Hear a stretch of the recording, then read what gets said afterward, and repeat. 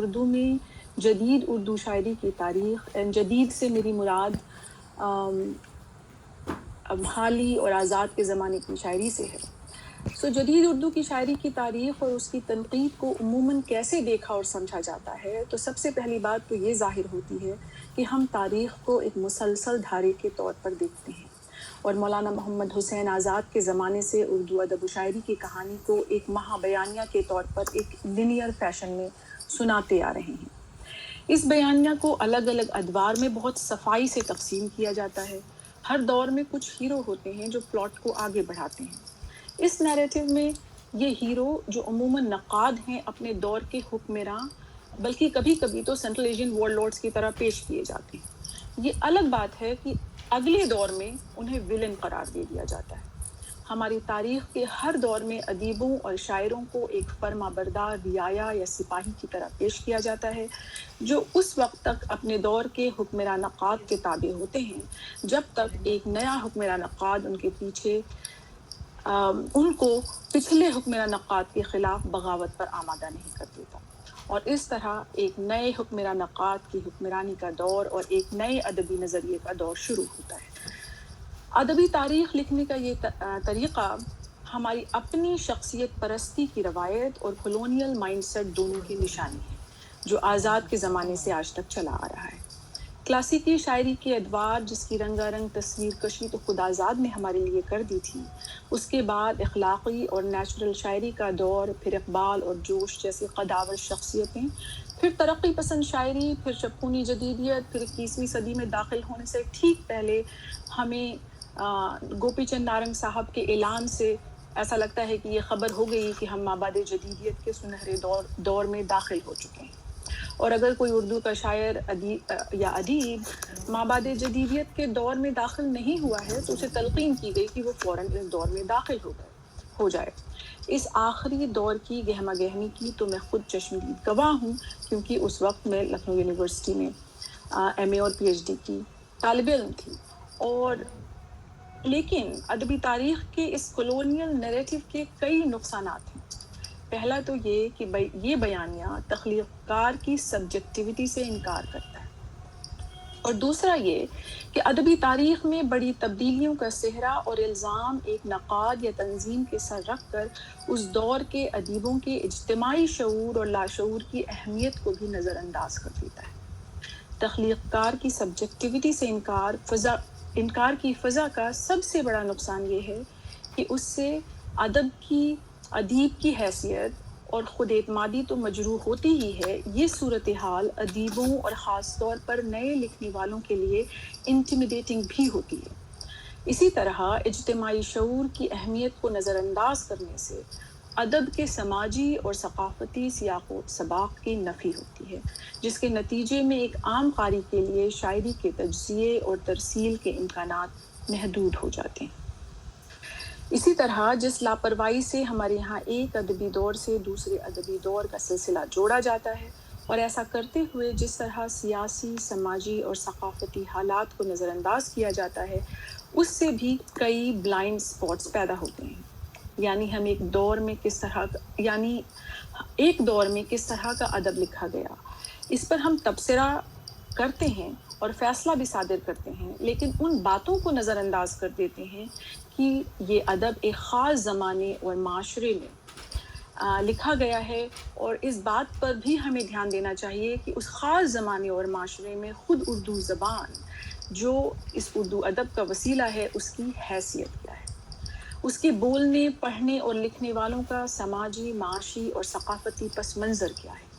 ان کا خود اردو زبان سے کس طرح کا رشتہ ہے، ان کے تجربات و تخلیقات کے محرکات کیا ہیں۔ ایک ادبی تحریر کو سمجھنے کے لیے شاید ادبی متن ایک حد تک کافی ہو، لیکن ادبی تاریخ لکھنے اور ایک ادبی دور میں ایک خاص طرح کا ادب کیوں لکھا جا رہا ہے یا کیوں نہیں لکھا گیا، اسے سمجھنے کے لیے ان اہم سوالوں کے جواب دینا ضروری ہے۔ یہی وجہ ہے کہ تقسیم کے بعد کے اردو ادب کو سمجھنے کے لیے یہ اشد ضروری ہے کہ پہلے ہم یہ دیکھیں کہ تقسیم نے اردو زبان اور اردو معاشرے، اردو ثقافت پر کیا اثرات مرتب کیے۔ 1947 میں تقسیم ہند کا سانحہ بر صغیر کے لیے محض ایک ایسا تاریخی واقعہ نہیں تھا جس نے صرف فرقہ وارانہ فسادات کی زد میں آنے والے افراد کو متاثر کیا. یہ ہماری تاریخ میں ایک ایسا واٹر شیڈ مومنٹ تھا جس نے کئی ہندوستانی زبانوں اور ادبی روایتوں کو شدید ضرر پہنچائی، جن میں پنجابی اور سندھی اور کچھ حد تک بنگالی بھی شامل ہیں. لیکن اردو کا تو اس سانحے نے منظرنامہ ہی بدل دیا. 1947 سے پہلے اردو بر صغیر کی سب سے بڑی زبانوں میں سے ایک تھی، یا کچھ معنوں میں سب سے بڑی زبان تھی. اردو کے بڑے شاعر و ادیب آج کے بڑے شاعروں اور ادیبوں کے مقابلے میں زیادہ بارسوخ اور قومی سیاست اور انٹرنیشنل انٹلیکچوئل ڈسکورس کے ساتھ کہیں زیادہ انگیج تھے، جس کی مثالیں خود ان کی شاعری میں ملتی ہیں. اردو زبان کی سیاسی اور ثقافتی حیثیت کی وجہ سے اور اس دور میں اردو کے اہل زبان اور تعلیم یافتہ طبقے کے معاشی اور سماجی حالات کے سبب بھی اردو کا عام ادیب اور قاری ذہنی طور پر بیک وقت ایک وسیع تر دنیا کا باشندہ تھا اور ہندوستان کی روایتی طرز زندگی سے بھی واقف تھا. اس زمانے کے اردو ادب اور شاعری کو پڑھتے وقت ہم اس زمانے کے لسانی، سماجی اور ثقافتی سیاق و سباق کو نظر انداز نہیں کر سکتے. ہمیں یاد رکھنا ہوگا کہ اس زمانے میں جو لوگ ادبی اسپیس میں کام کر رہے تھے وہ کہاں سے آئے تھے اور ان کا سماجی ثقافتی پس منظر کیا تھا. یہاں رک کر ایک بات میں صاف کرنا چاہتی ہوں کہ میں بالکل یہ نہیں کہہ رہی ہوں کہ آج کل اچھا ادب نہیں لکھا جا رہا ہے، یا آج کل یا 1947 کے بعد جو ادب لکھا گیا وہ اعلیٰ درجے کا نہیں تھا. میں صرف یہ کہنا چاہتی ہوں کہ جو ڈیموگرافک میں جب کوئی تبدیلی ہوتی ہے، جو ادب کا قاری اور ادب کا ادیب ہے اس کے ثقافتی پس منظر میں تبدیلی ہوتی ہے، اس کے شعور میں، اس کے سیاسی حالات میں تبدیلی ہوتی ہے، تو اس بات کو نوٹ کیے بغیر ہم نہ تو ادبی متن کی تنقید کر سکتے ہیں اور نہ تو ادب کی تاریخ لکھ سکتے ہیں. اور جہاں تک ادبی متن کی تنقید کی بات ہے تو میں بالکل ٹیکسچول ایویڈنس کو یا کلوز ریڈنگ کو سب سے زیادہ اہمیت دیتی ہوں. لیکن کلوز ریڈنگ بہرحال کرنے کی ضرورت ہے، بھلے ہم مابعد جدید تنقید کے فریم ورک میں کام کر رہے ہوں، کیونکہ آج کل کئی بار مجھے یہ بھی لگتا ہے کانفرنس کے پرچے کانفرنس کے پرچے سن کر یا پڑھ کر کہ جیسے تہذیبی تشخص کوئی قدر ہے اپنے آپ میں کہ اگر وہ کسی متن میں موجود ہے تو وہ اچھا متن ہے، اور اسے متن میں موجود ہونا چاہیے ہمیشہ، کیونکہ ہم مابعد جدید دور میں رہ رہے ہیں. مجھے لگتا ہے کہ چاہے وہ ترقی پسند شاعری ہو، چاہے وہ جدیدیت کی شاعری ہو، تہذیبی تشخص ہمیشہ اس میں موجود رہتا ہے. ہمیں متن کے ساتھ انگیج کر کے تہذیبی تشخص کو خود ڈھونڈنا ہوگا. تو 1947 کے بعد یا تقسیم کے بعد جو اردو دنیا تھی وہ تقسیم سے پہلے کی اردو دنیا سے قدرے بدل گئی تھی، لیکن اس تبدیلی کے اثرات کچھ بعد میں نمایاں ہونے شروع ہوئے. تو پہلے تو ہم یہ دیکھیں کہ تقسیم کے بعد اردو زبان کی حیثیت میں ایک طرح سے کیا تبدیلی آئی. تو تقسیم کے بعد اردو اس خطے کی قومی زبان بن گئی جہاں 1947 میں اردو کے اہل زبان کی تعداد بابرا میٹکاف کے مطابق صرف 4% تھی. تقسیم سے پہلے شمالی ہندوستان کی جس خاص تہذیب سے اس کا رشتہ تھا اور جس شہری اور تعلیم یافتہ طبقے سے اس کا تعلق تھا، اس میں سے ایک بڑے حصے نے ہندی کو اپنا لیا اور دوسرے نے اس سے دستبرداری کو قبول کر لیا. یہ الگ بات ہے اور یہ بھی ایک بڑی مثبت بات ہے، لیکن یہ سمجھنے کی ضرورت ہے کہ جو لوگ اردو دنیا کا حصہ بنے تقسیم کے بعد ہندوستان میں، ان کا پس منظر اردو کے سب سے فعال لوگوں کا جو پس منظر ہے تقسیم سے پہلے اس سے الگ تھا. تو یہ بات نوٹ کرنے کی ہے کہ بہت جلد سرحد کے دونوں طرف اردو کو ان لوگوں نے اپنی زبان مان لیا جو تقسیم سے پہلے نہ تو اردو کے اہل زبان تھے اور نہ ہی ان کا اردو کے کلاسیکی، اور یہاں تک کہ 19ویں اور 20ویں صدی کے اوائل میں جو جدید ادب ہے اس سے کوئی تہذیبی تعلق تھا۔ یہ کوئی خراب بات نہیں ہے، یہ الزام نہیں ہے، لیکن اس حقیقت پر کا تجزیہ کرنے کی ضرورت ہے اور اس حقیقت کی روشنی میں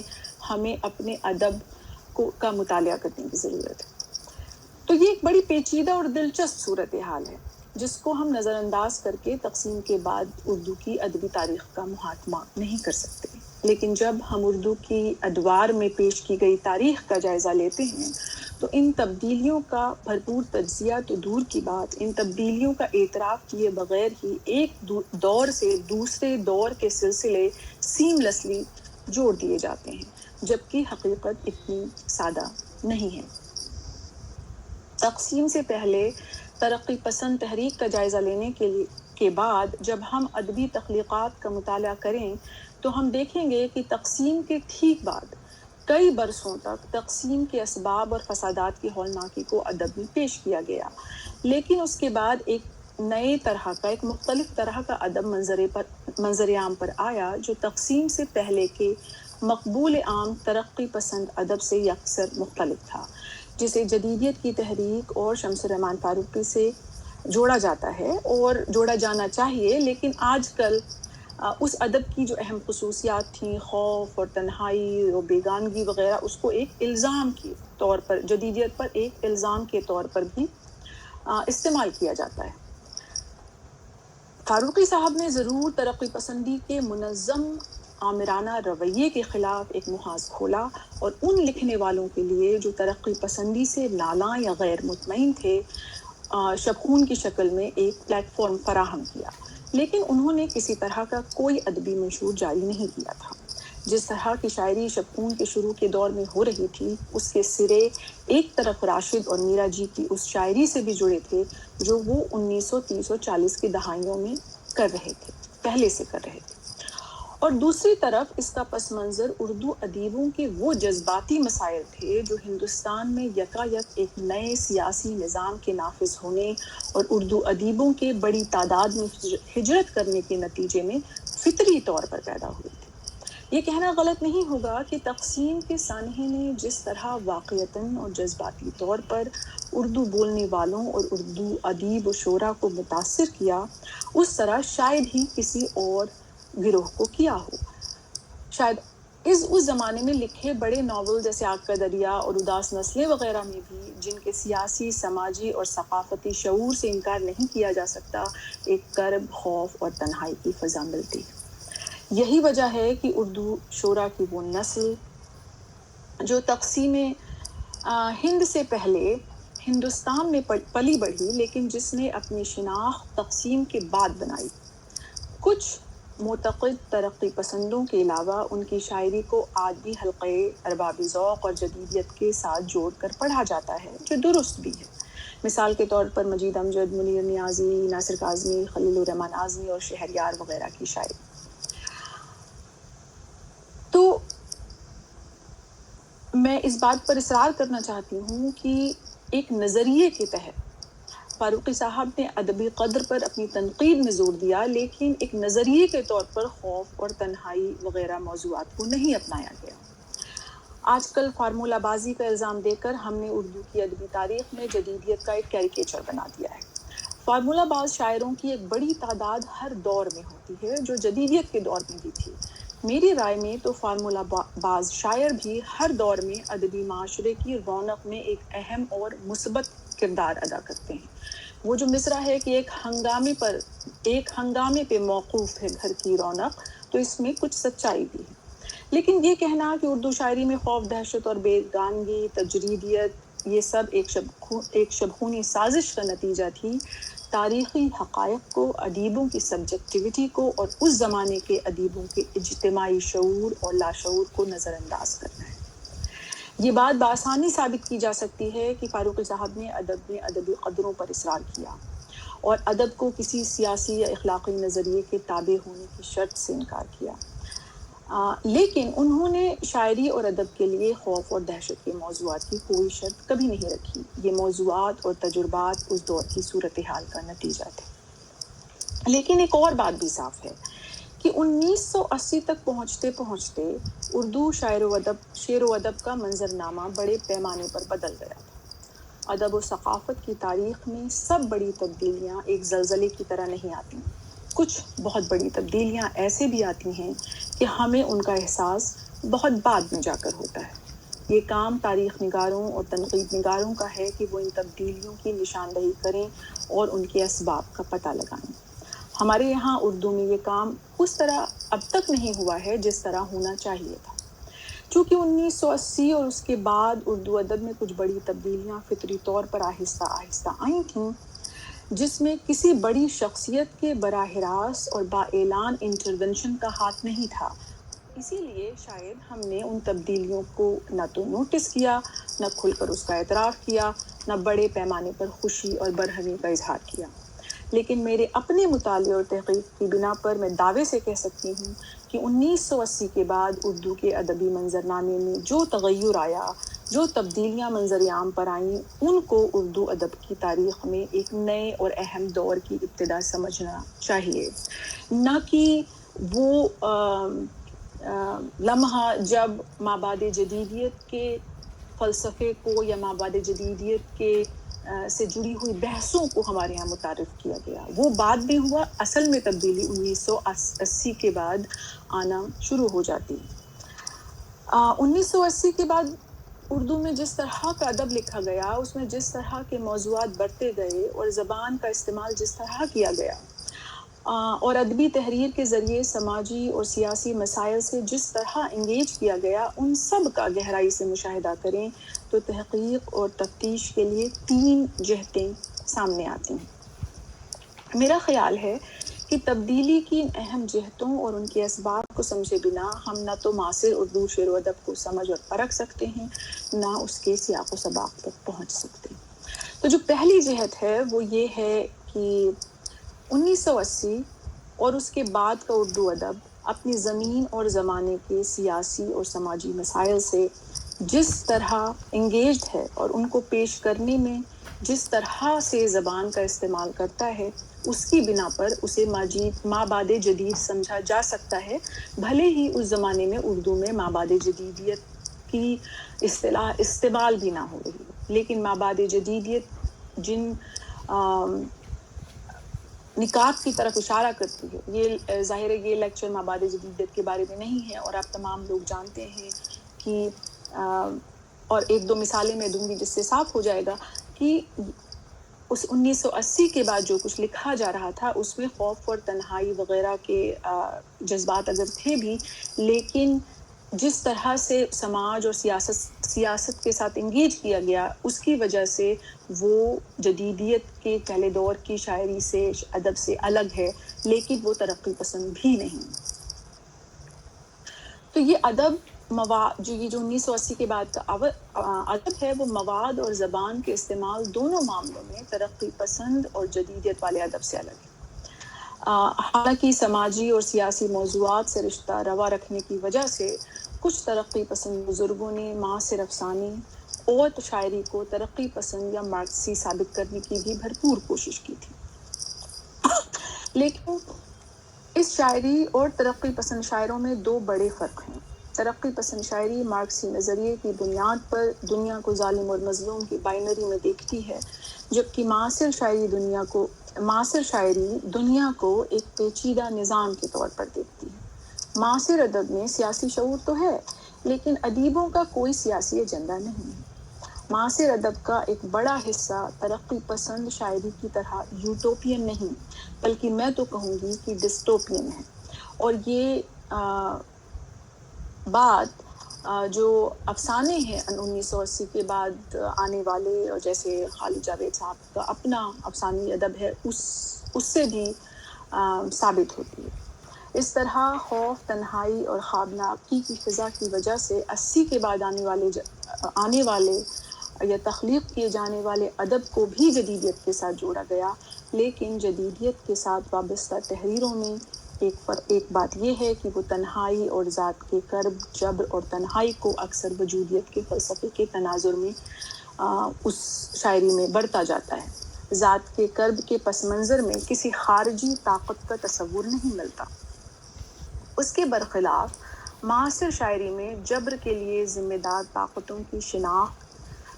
تو نہیں کی جاتی، لیکن خوف و ہراس کی فضا کے پیچھے کسی جابر طاقت کا سایہ بہرحال موجود ہوتا ہے۔ مثال کے طور پر اگر ہم اختر الایمان کی نظم مسجد کے آخری بند دیکھیں کہ ایک ویران سی مسجد کا شکستہ سا کلس، پاس بہتی ہوئی ندی کو تکا کرتا ہے، اور ٹوٹی ہوئی دیوار پہ چنڈول کبھی گیت پھیکا سا کوئی چھیڑ دیا کرتا ہے۔ تیز ندی کی ہر ایک موج تلا تم بردوش، چیخ اٹھتی ہے وہیں دور سے، فانی فانی کل بہا لوں گی تجھے توڑ کے ساحل کے قیود، اور پھر گنبد و مینار بھی فانی فانی، اور پھر گنبد و مینار بھی فانی فانی۔ تو اس میں دیکھ سکتے ہیں کہ اگر مسجد کو ہم علامت مانتے ہیں معاشرے کی یا نظام کی یا ثقافت کی، تو وہ کسی بھی چیز کی علامت ہو، لیکن ایک طرح سے جو یہاں پر کسی صرف ندی، یعنی جو وقت کا دھارا ہے، جو زندگی کا دھارا ہے، اس کو سمجھا جا رہا ہے کہ وہ اس کے اثر سے یہ جو فنا ہے یا یہ جو فنا کا کرب ہے، اس کا رشتہ اس وقت سے ہے یا وجودیت سے ہے۔ لیکن اگر ہم دیکھیں افضال احمد سید کی ایک نظم کا ایک ٹکڑا ہے کہ میرے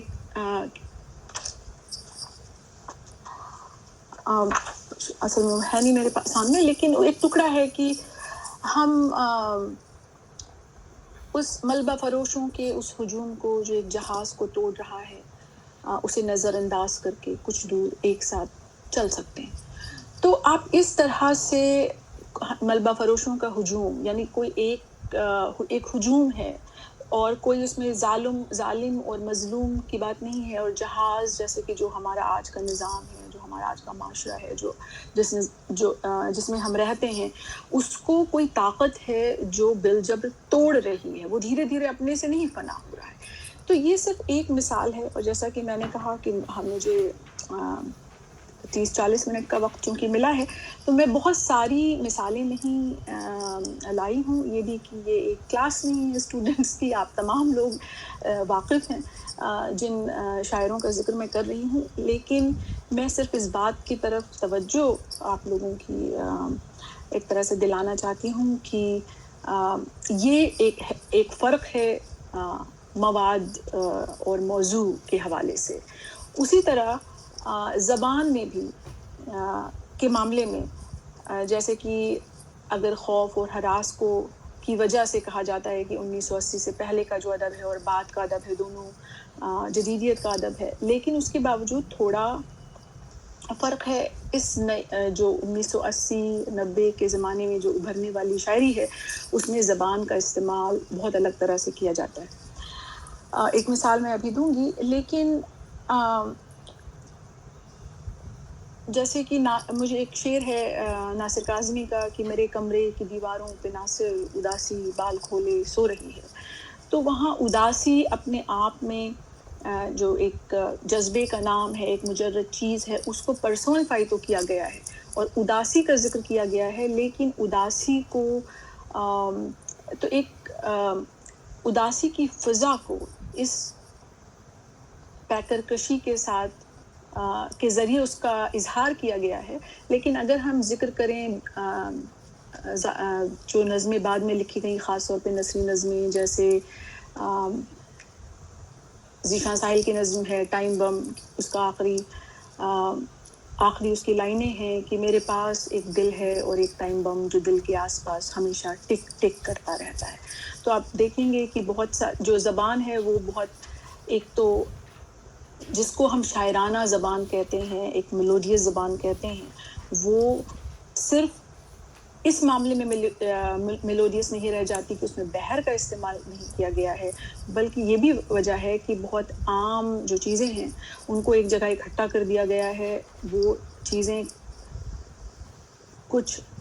جذبات کا استعارہ ہیں، لیکن وہ ایک نئی طرح سے چونکہ زبان استعمال کی گئی ہے، تو جو قاری ہے آج کا کئی بار یہ ترسیل نہیں ہوتی ہے کہ اس میں کیا معنی ہے. اس کی ایک وجہ یہ ہے کہ جس زبان کا جن الفاظ کا استعمال کیا گیا ہے وہ نئے ہیں، اور ایک طرح سے کئی چیزوں کو ایک امیج والی جو شاعری ہے اس کے ذریعے بات کو کہا جا رہا ہے. لیکن یہ اگر پوری آپ نظم دیکھیں تو آپ کو خود بیان نہیں کیا جا رہا ہے، خوف کا اظہار نہیں کیا جا رہا ہے، چیزوں کو ایک طرح سے مصروں میں اس طرح جمع کر دیا گیا ہے جس کا مقصد یہ ہے کہ قاری خود اس خوف کو محسوس کر کے اس تک پہنچے. تو یہ جو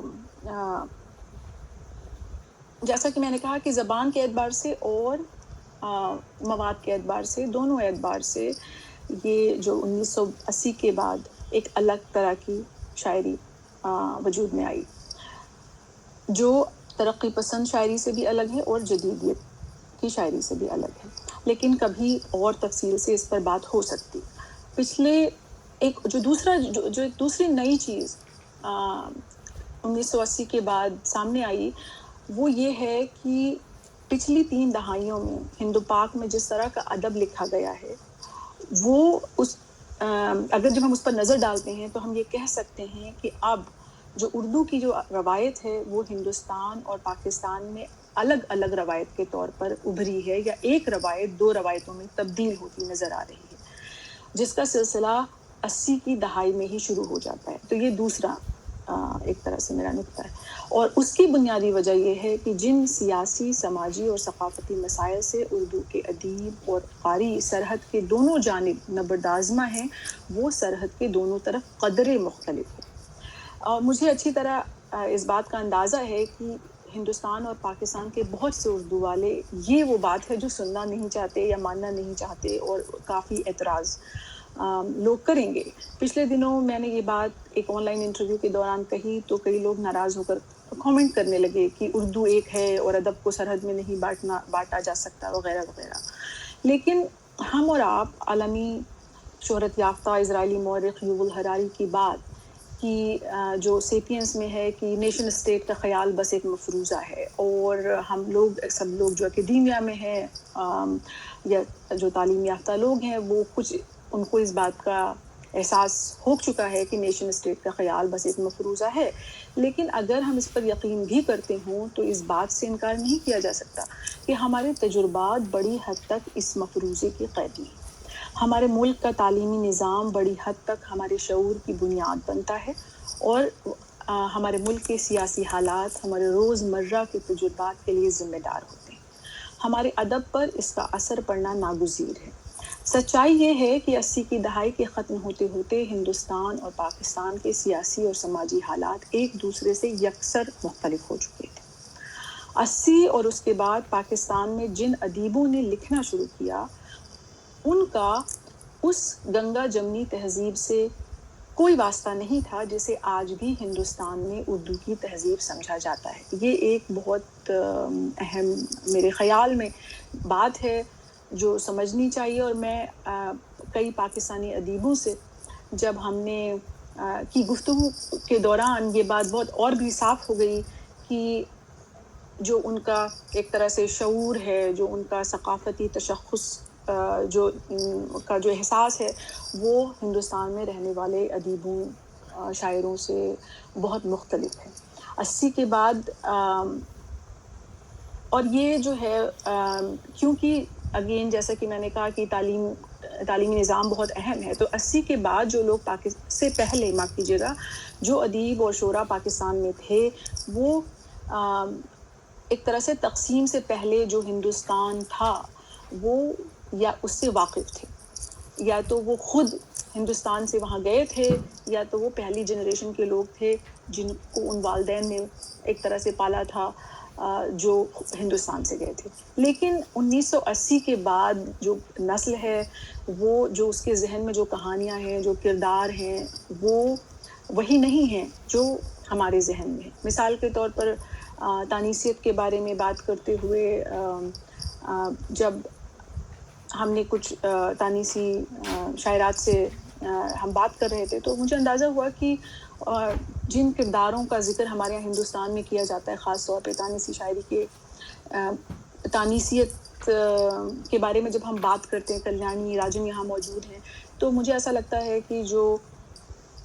اردو کی لکھنے والی شاعرات ہیں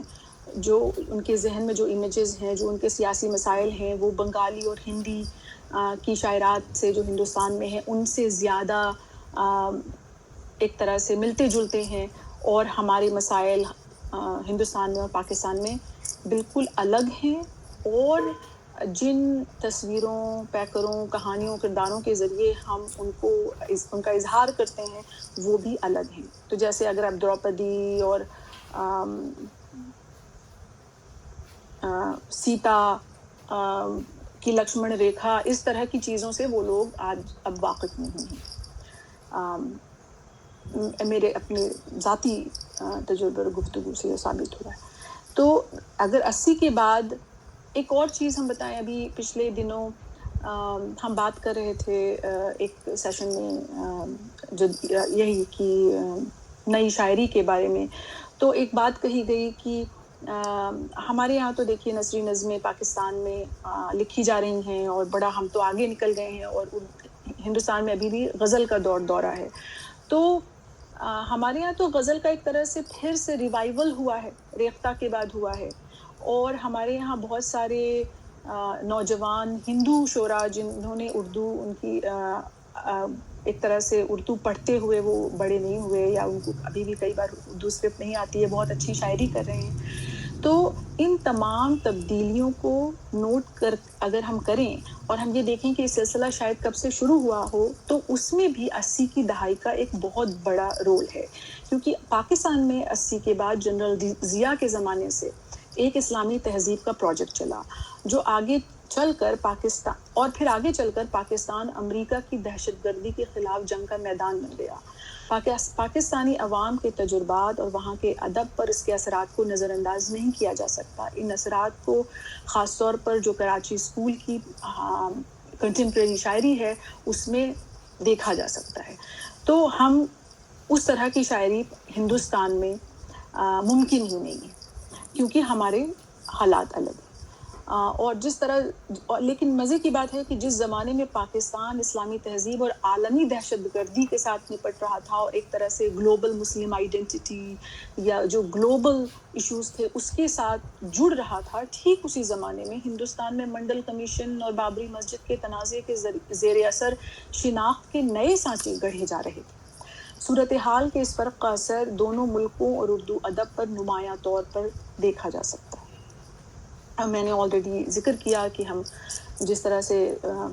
غزل کو ایک طرح سے ریوائول ہوا ہے اور جو غیر ایک طرح سے ہندوستان میں بھی اردو کو مسلمانوں کی زبان سمجھا جانے لگا لیکن یہ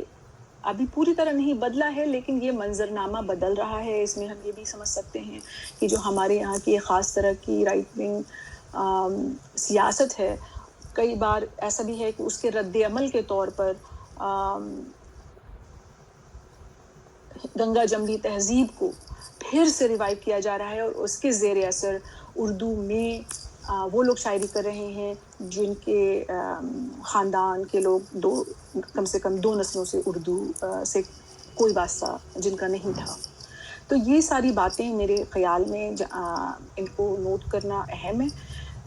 اگر ہم اردو کے جو 80 کے بعد لکھا گیا ہے اس کو سمجھنا چاہتے ہیں پرکھنا چاہتے ہیں. لیکن تیسری اہم بات یہ ہے حالانکہ یہ بات جو ہے وہ دونوں پہلے اور دوسرے نقطے کے ساتھ جڑی ہوئی ہے وہ یہ کہ یہ دونوں تبدیلیاں جو ہیں ان کی حالانکہ وہ 80 کے بعد نمودار ہوئی لیکن ان کی جڑیں بھی 1947 کی تقسیم اور اس کے نتیجے میں سرحد کے دونوں طرف جو مخصوص سیاسی اور تہذیبی حالات پیدا ہوئے ان میں پیوست ہے. اس لیے یہ دیکھنے سو اور یہ دیکھنے کے بعد کہ اصل میں 80 کے بعد کس طرح کا تخلیقی ادب اردو میں لکھا جا رہا تھا. جب ہم اردو میں ادبی ڈسکورس کا جائزہ لیتے ہیں تو کچھ باتیں جو ہیں وہ ان کی طرف ذہن جاتا ہے. ایک تو یہ کہ 80 کے بعد افسانے میں بیانیہ کی واپسی پر بات ہونے لگی تھی. شاعری کے متعلق بھی یہ بات کہی جانے لگی تھی کہ نئی نسل اپنے پیشروؤں سے قدرے مختلف شاعری کر رہی ہے. 1980 میں شائع انتخاب نئی نظم نئے دستخط میں جو دراصل 70 کی دہائیوں میں لکھی شاعری پر مشتمل تھا، اس میں شاہد ماحولی اور عتیق اللہ نے اس بات کا کھل کر اعلان کیا تھا کہ یہ شاعری پرانی شاعری سے الگ ہے، اور یہ بھی کہ نثری نظم جو ہے وہ ایک صنف کے طور پر اسی زمانے میں ابھری، اور اب وہ اشاعت اور تخلیق دونوں سطحوں پر کہہ سکتے ہیں کہ وہ ہمارے یہاں اسٹیبلشڈ ہو چکی ہے اردو میں سرحد کے دونوں طرف. اور میں نے خود بھی جو میرا نثری نظم پر لکھا مقالہ ہے اس پر بھی اس بات پر زور دیا کہ نثری نظم صرف یہ نہیں کہ ہاں وہ اسٹیبلشڈ ہوئی، 80 کے بعد ابھرنے والے نثری نظم نگاروں کی نظمیں صحیح معنوں میں نثری نظمیں ہیں اور اپنے پیشروؤں کی نثری نظموں سے مختلف ہیں. تو ابھی ہم تفصیل میں نہیں جا سکتے، لیکن پورا میرے حساب سے وہ دو الگ نسل یا دو الگ نثری نظم کے دور ہیں، ایک جس میں شہریار اور بلراج کومل وغیرہ ہیں، اور ایک جس میں افضال مسیح، ذیشان ساحل، شبنم شاہی، خورشید اکرم، نما شوق وغیرہ ہیں. تو اور اگر ہم اسی طرح غزل پر بھی نظر ڈالیں تو جو عرفان صدیقی کی غزلیں ہیں اور ان کے جو موضوعات ہیں اور جو ٹریٹمنٹ ہیں وہ ناصر کاظمی وغیرہ کے زمانے کی غزلوں سے مختلف ہیں. تو تفصیل میں جانے کا تو وقت نہیں ہے، لیکن جو بات سب سے دلچسپ ہے وہ یہ ہے کہ ادبی منظرنامے میں تبدیلی کے ایک حد تک اعتراف کے باوجود اس تبدیلی کے اسباب کی نشاندہی کرنے کی زحمت نہیں کی گئی. 20ویں صدی کے آخری برسوں میں جب گوپی چند نارنگ صاحب نے ایک طرح سے کہیں کہ صحیفے کے طور پر مابعد جدیدیت کو پیش کیا اور اردو ادیبوں کو اسے قبول کرنے کی دعوت دی، تو انہوں نے نئے لکھنے والوں کے نئے موضوعات اور اسالیب کے تاریخی اسباب کو سمجھنے پر زور دینے کے بجائے، مزے کی بات ہے جو اپنے آپ میں ایک بڑا مابعد جدید پروجیکٹ ہو سکتا تھا، اس کو جدیدیت کے خلاف نوجوان ادیبوں کی ایک بغاوت کے طور پر پیش کیا. لیکن مابعد جدیدیت کو اردو میں جب اور جس طرح جدیدیت کے خلاف ایک نظریے کی طرح پیش کیا گیا، ایک حد تک تو کہیں کہ جیسے وہ خود ایک مہا بیانیہ ہے اس طرح پیش کیا گیا، اسے قبول کرنے میں کئی باتیں آڑے آتی ہیں. پہلی تو سب سے بڑی بات یہ ہے کہ اردو میں مابعد جدید ادب جب لکھنا شروع ہوا تو وہ مابعد جدیدیت کے لانچ سے ایک دہائی سے بھی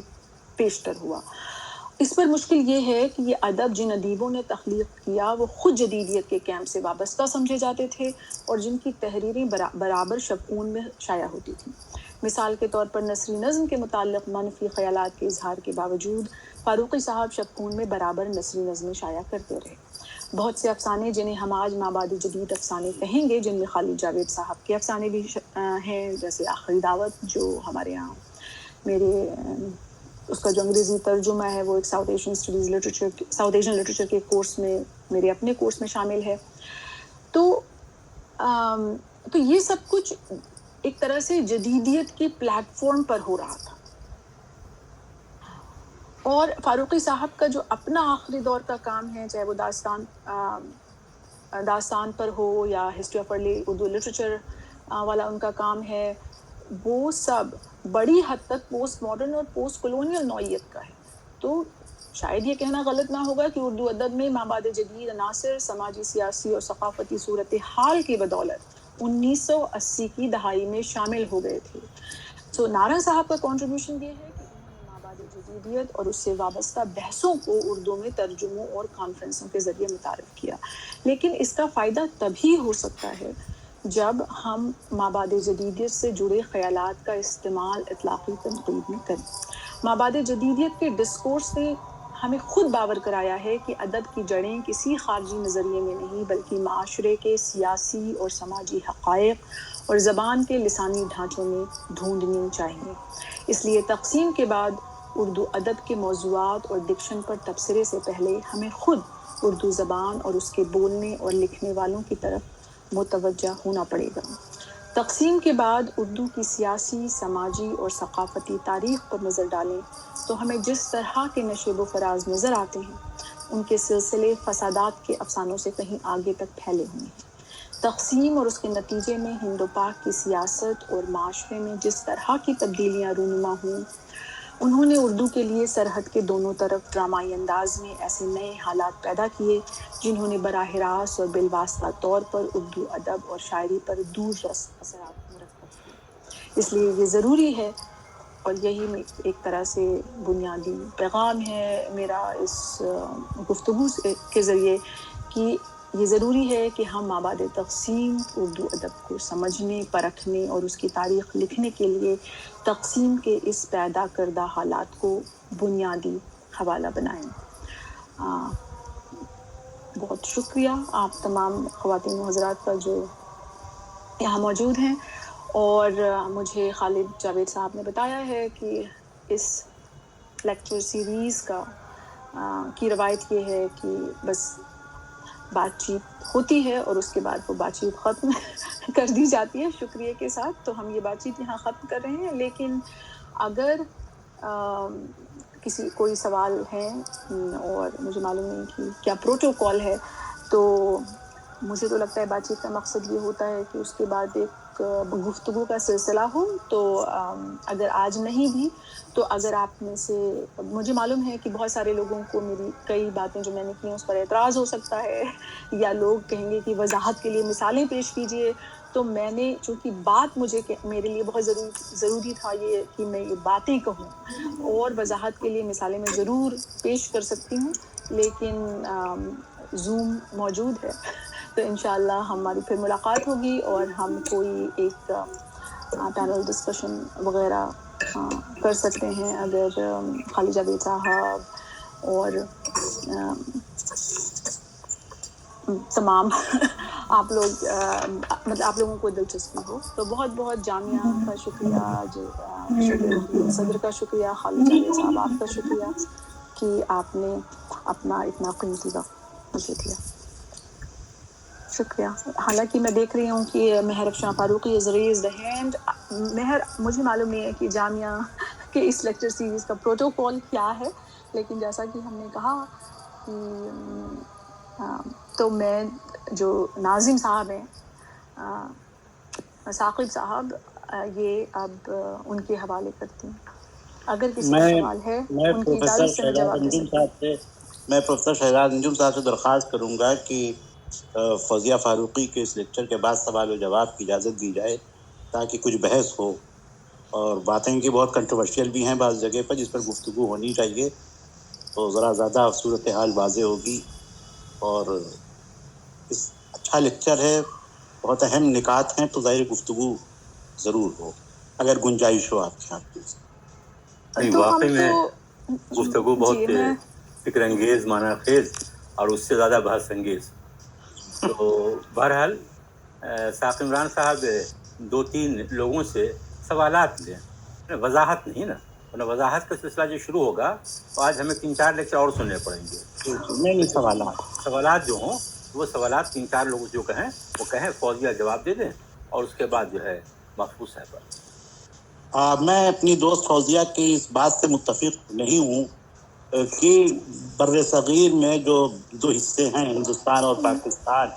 وہاں جو اردو بولنے والے ہیں یا اردو میں لکھنے والے ہیں،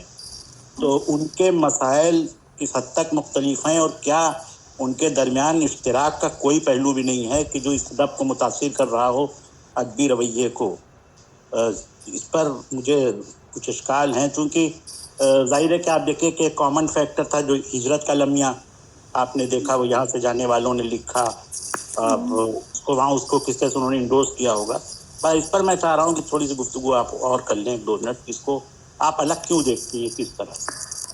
تو ہم شروع سے الگ نہیں دیکھتے ہیں کاظمی صاحب، ہم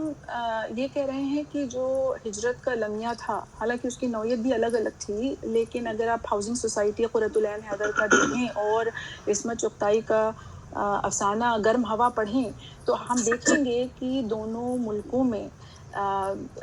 فسادات کے افسانوں کی بات ہم نہیں کر رہے ہیں. ہم یہ کہہ رہے ہیں کہ ایک بالکل اسٹرکچرل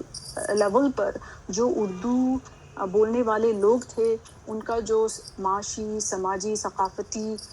جو پس منظر تھا یا جو صورتحال تھی وہ کس طرح تبدیل ہوتی ہے تو وہ تو ہوئی, لیکن فوری طور پر ادب پر اتنا زیادہ اس کا اثر نہیں ہوا کیونکہ پھر بھی وہ وہی لوگ تھے جو ایک طرح سے ایک مشترکہ تہذیب کے ماحول میں بڑے ہوئے تھے. لیکن 80 تک آتے آتے 90 تک آتے آتے وہ پاکستان ایک الگ ملک ہے. اگر ہم دونوں نہیں کر سکتے نا, we can not have it both ways. ہم یہ نہیں کہہ سکتے کہ نہیں ہم جو ہیں ہمیں سماجی اور سیاسی حالات کے تناظر میں ادب کو پرکھنا ہوگا کیونکہ ہم مابعد جدیدیت کا یہ طریقہ ہے, اور اس کے بعد پھر ہم یہ کہیں گے کہ نہیں ہمارے سیاسی اور سماجی صورتحال بالکل ایک ہے. ایسا نہیں ہے. ہمارے اپنے مسائل, ہماری اپنی انگزائٹی جو اردو میں لکھنے والے ہندوستان میں ہیں وہ ہندوستان کی سیاسی حالات کی وجہ سے اور ہمارے یہاں ایک تسلسل بنا ہوا ہے. اور دوسری بات یہ ہے کہ جو ہمارا مشترکہ گنگا جمنی تہذیبی ورثہ ہے وہ لوگ نئی نسل پاکستان میں امریکہ میں ہوں, پاکستانی اسٹوڈنٹس کے ساتھ کام کرتی ہوں اور میں نام نہیں لوں گی, لیکن میں نے ایسی کچھ بات ہم کر رہے تھے اور جینڈر اسٹڈیز کے حوالے سے, اور میں نے دروپدی کا نام لیا اور نجمہ اور ہم جو ہیں اور کلیانی جو تمل اور اردو لٹریچر پہ کام کرتی ہیں, ہم لوگ جو ہیں وہ جس ایک مشترکہ زبان اور اصطلاحات اور کرداروں کی مثالیں دے کر آپس میں گفتگو کر سکتے ہیں اس طرح کا کمیونیکیشن ہی ممکن نہیں. تو بہت لمبی بات ہم کر سکتے ہیں اور مثالیں دے سکتے ہیں, لیکن میں کہہ رہی ہوں کہ 1980 کے بعد, مطلب اصرار کے ساتھ کہہ رہی ہوں کہ 1980 کے بعد ہم الگ لوگ, وی آر ڈفرنٹ سوسائٹی. مہر اور نجمہ بھی کہہ رہی ہیں بھائی, they have raised hand. Saqib صاحب. جی میم, نجمہ میم آپ کا جو سوال ہے آپ پوچھ سکتی ہیں. نہیں ثاقب صاحب, میرا سوال نہیں ہے. ظاہر ہے لیکچر بہت اچھا تھا اور گفتگو کے بہت سے نئے نکات اس سے نکلتے ہیں جن کے لیے جو شہزاد انجم صاحب نے کہا کہ ہمیں ایک 3-4 نئے لیکچرز اور سننے ہوں گے اس کے لیے. لیکن جو فوزیہ نے کہا کہ 80 کے بعد کی جو ہماری شاعری ہے, پورا ادب ہے, خصوصاً جو شاعری ہے, نثری نظم ہمارے یہاں, آپ نے کہا کہ رواج ابھی اس طرح سے نہیں ہے. ہمارے یہاں نثری نظم کے ابھی کئی اچھے شاعر, خورشید اکرم صاحب کا تو پورا مجموعہ نثری نظم کا آیا ہے. شاعرات کے ہاں اسنا بدر ہیں جو مقیم ہیں کویت وغیرہ میں, لیکن یہیں سے گئی ہیں. شہناز نبی نے بہت اچھی نثری نظمیں گئی ہیں, جیسے شاہ تبسم بہت اچھی نثری نظمیں گئی. تھوڑا سا یہ ایک معاملہ ہے کہ جو آپ کہہ رہی ہیں کہ اس پہ مجھے اتفاق ہے اس سے کہ ہمارا ادب تبدیل ہو چکا ہے. کاظمی صاحب, ہمارے مسائل بہت الگ ہیں. دروپدی کا ریفرنس ہمارے ہاں نہیں آ رہا ہے, ہماری اردو شاعری میں کیوں نہیں آ رہا, ہمیں یہ سوچنا پڑے گا. ہمارے ہاں سیتا کا ریفرنس اردو کی شاعرات کے ہاں بھی نہیں ہے, کیوں نہیں ہے, ہمیں سوچنا پڑے گا. اگر پاکستان میں نہیں ہے تو اس کی وجہ وہاں کا کلچرل ڈفرینس ہے, لیکن ہم تو ایک کلچر میں رہ رہے ہیں. پھر ہمارے یہاں یہ چیزیں کیوں نہیں ہے, فکر انگیز بات نہیں, ہے. ہمارے یہاں اس لیے نہیں ہو رہا ہے کہ ہمارے یہاں اردو اس وقت مدارس کے حوالے ہو گئی ہے. ہمارے یہاں وہ طبقہ اردو نہ پڑھتا ہے نہ بات کرتا ہے. بہرحال میں تو فوزیہ کی اس بات سے اختلاف کرتے ہوئے تھوڑا سا کیوریسٹی تھی میری کہ آپ کے ذہن میں فوزیہ کیا ہے کہ ہمارے ہاں ہندوستانی حوالے ہندوستان کی اردو شاعری میں اب کیوں کم ہو گئے ہیں, ماضی میں تھے وہ حوالے اب کہاں چلے گئے. نجمہ 2 پرچے ہم نے کانفرنس کے اسی موضوع پر پڑھے ہیں, ہم آپ کے ساتھ شیئر کر دیں گے. تو ایک تھا defining feminism in the case of Parveen Shakir, اور ایک ہم نے Asian studies association of Asian studies کی کانفرنس ہوئی تھی 2018 جولائی میں ہیبیٹیٹ سینٹر میں. تو وہاں پر ایک پینل کیا, اس میں ہم نے یہ یہاں پر اردو دوستوں کے سامنے ہم یہ بات پہلی بار رکھ رہے ہیں. 2018 میں ہم نے کیا کہ intercanonical boundaries for South Asian literature. تو اس میں نے یہ بات کہی, اور اصل میں پوری جو کیس اسٹڈی کی تھی وہ فیمنسٹ شاعری ہی کی تھی نجمہ. اور مزے کی بات ہے کہ آپ کا وہ آپ کی جو کتاب آئی تھی اس کے ٹھیک بعد میں نے اس کتاب سے بڑے حوالے دیے تھے. اس میں یہ ہے کہ ہمارے یہاں اس لیے نہیں ہو رہا ہے کیونکہ ہم اردو کو ایک ادب مانتے ہیں. تو جب اردو ادب میں کچھ کوئی چیز پاکستان میں ایسی صورتحال ہوتی ہے کہ اس کے زیادہ بلند و بانگ طریقے سے ہونے کی گنجائش ہوتی ہے سیاسی اور سماجی صورتحال کی وجہ سے, ایسا نہیں ہے کہ ٹیلنٹ کی وجہ سے, پھر کیا ہے کہ ہم ان کے ساتھ اپنا موازنہ کرتے ہیں. کیونکہ ہم جب بھی کہتے ہیں اگر ہم یہ مانیں گے کہ ہاں ایک ہی ادب ہے تو لا محالہ کیونکہ وہ لوگ زیادہ اردو ایک طرح سے حیثیت کے معاملے میں یا ایک انسٹیٹیوشنلائزڈ وے میں ان کے یہاں زیادہ مضبوط ہے تو ہم ان کی طرف دیکھتے ہیں. جب ہم ان کے ساتھ موازنہ نہیں کرتے ہیں تو ہمیں لگتا ہے کہ ہم میں یہ کمی ہے. لیکن میں ساؤتھ ایشین کلیانی یہاں موجود ہے, میں نے پورا ایک کورس پڑھایا Indian women's writing issues and perspectives پچھلے سیمسٹر, جس میں ہندوستان کی 10-12 زبانوں سے, پنجابی, بنگالی, سب زبانوں سے عورتوں کی رائٹنگز لی گئیں.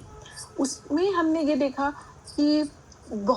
جس طرح کی شاعری کو ہم اور آپ اور نجمہ خود آپ, مطلب مجھے آپ سے اعتراض ہے کہ آپ کہتی ہیں کہ فیمنسٹ شاعری نہیں ہے, عورتیں لکھ رہی ہیں, لیکن اس طرح کی شاعری پر باقاعدہ فیمنسٹ تنقید بنگالی میں ہو رہی ہے, تمل میں ہو رہی ہے. ہم نہیں کر رہے ہیں کیونکہ ہمارے یہاں یہ ہو گیا ہے کہ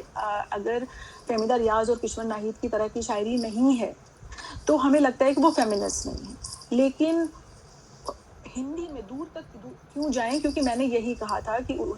اردو میں لکھی, جو ہندوستان میں اردو میں لکھی فیمنسٹ شاعری کو ہندی شاعری کے ساتھ مل کر پڑھنا چاہیے, یا کم سے کم اس کا تقابلی ایک موازنہ کرنا چاہیے. تو یہ ہے میرا جواب. اور جہاں تک نثری نظم کی آپ نے بات کی, ہم یہ نہیں کہہ رہے ہیں ہمارے یہاں نہیں ہو رہی ہے. میں نے خوشی رقم صاحب کا نام لیا, نعمان شوقت لیا, خلیل مامون, نام گنانے کا موقع نہیں تھا.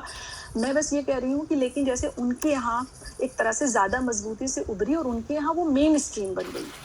اس بات کو افضال احمد سید اور اصل میں تنویر انجم نے خود یہ بات کہی تھی, وہ موجود بھی ہوگی ایک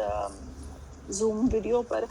جو انجمن ترقی اردو ہند نے جو ابھی ایک لٹری فیسٹیول یا کانفرنس کی تھی, اس کے ایک سیشن میں انہوں نے یہ کہا کہ ایک طرح سے جیسے کہ ہاں مطلب آپ لوگ ابھی بھی پیچھے ہیں اور ہم آگے نکل گئے ہیں, ہمارے یہاں نثری نظم مین اسٹریم شاعری بن گئی. تو میں یہ کہہ رہی ہوں ہم پیچھے نہیں ہیں. میں نے یہ جواب دیا کہ ہم نے غزل کو پھر سے غزل کی طرف ہمارے یہاں کی نوجوان نسل گئی ہے,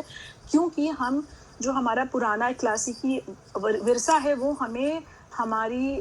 گنگا جمنی تہذیب کی یاد دلاتا ہے. تو it's a political act for many young Indian poets. بہت جو نوجوان اردو کے ہمارے شاعر ہیں, خاص طور پہ ہندو شاعر, ان کے لیے وہ ایک لبرل پولیٹیکل ایکٹ ہے غزل کی طرف جانا. تو میں ان چیزوں کو اس تناظر میں دیکھتی ہوں. اس میں کوئی کمپٹیشن نہیں ہے میرے حساب سے. وہ الگ لوگ ہیں اور ان کی صورتحال الگ ہے, وہ اپنے آپ کو الگ طرح دیکھتے ہیں, وہ اللہ حافظ کہتے ہیں, خدا حافظ کہتے ہیں, یہ ساری چیزیں ہیں. تو اب ہم بھی اللہ حافظ کہنے لگے ہیں, ہم کہنے لگے نا. تو اصل میں شاید اس کی وجہ یہ ہے, میں نے یہ خالد جاوید صاحب نے مجھے ایک انڈین کلچرل ایکٹیوسٹ کے طور پر بھی میرا تعارف کرایا تھا. تو شاید اس کی وجہ یہ ہے کہ مجھے لگتا ہے کہ ہمارے یہاں جو لکھا جا رہا ہے ہم اس کے ساتھ انصاف نہیں کر رہے ہیں, کیونکہ ہم کہیں نہ کہیں ایک طرح سے احساس کمتری میں مبتلا ہیں اور پاکستانی ادب سے اپنا موازنہ کرتے رہے. ثاقب صاحب, ہم نے بہت دیر سے اپنا ہاتھ اٹھایا ہوا ہے, آپ مجھے دعوت کیجیے پلیز سوال پوچھنے کے لیے. جی میم, آپ سوال پوچھ سکتے ہیں. اصل میں پتہ نہیں لگتا میرا نام ڈسپلے نہیں ہے, صرف میرے کتے کی تصویر نظر آ رہی ہے, مجنون کی. یس, تو میں مہر افشاں فاروقی شارلٹس ویل سے سوال کرنا چاہ رہی ہوں, فوزیہ سے. سب سے پہلے تو مبارکباد, بہت ہی عمدہ مقالہ آپ نے پیش کیا, لیکن اس میں بہت سارے اختلافات مجھے ہیں, اور ایک نہیں بلکہ 10 سوال ہیں میرے ذہن میں. جس سوال کو میں سب سے اہم سمجھتی ہوں میں پہلے آپ کے سامنے رکھوں گی, وہ ہے جدیدیت کا جو آپ نے ڈیفینیشن دیا. اس میں آپ نے بہت زور دیا خوف, دہشت اور ایلینیشن پر, لیکن اس کی جو سب سے زیادہ اہمیت ہے جدیدیت کی تحریک کی, یا جس کو ہم مانتے ہیں, وہ ہے انفرادیت. انفرادیت یعنی انڈیویجولزم, اور یہ انڈیویجولزم ہی ایلینیشن کی طرف لے جاتا ہے. اگر انڈیویجولزم نہ ہو تو ایلینیشن بھی کم ہو. تو سب سے پہلی بات تو یہ ہے. دوسری بات یہ ہے کہ جو آپ نے دہائیوں میں تقسیم کر دیا ہمارے ادب کو، اس سے بھی ہمیں اختلاف ہے، بہت زبردست اختلاف ہے. کیونکہ جیسا آپ نے کہا کہ کوئی بھی رجحان ہے یا کوئی بھی تحریک ہے وہ اچانک کسی ایک تاریخ یعنی 1980 آیا تو شروع ہو گئی، ایسا تو ہوتا نہیں ہے. اس کی طرف ایک رجوع ہوتا ہے جو دسیوں برس تک چلتا رہتا ہے. لیکن دو باتیں ہیں یہاں پر. بہت ساری چیزیں ہیں جس کو آپ نے نظر انداز کر دیا ہے، پر معلوم نہیں کیوں. ایک تو انتظار حسین اور ان کا جو افسانے کے ذریعے اور ان کی بہت ساری رائٹنگز کے ذریعے جو انہوں نے پارٹیشن کے کرب کو دوبارہ جو ہجرت کے طور پر انہوں نے اٹھایا، وہ 1980 سے پہلے سے شروع ہو جاتا ہے. اور اس کے بعد دوسری بات یہ ہے کہ 1990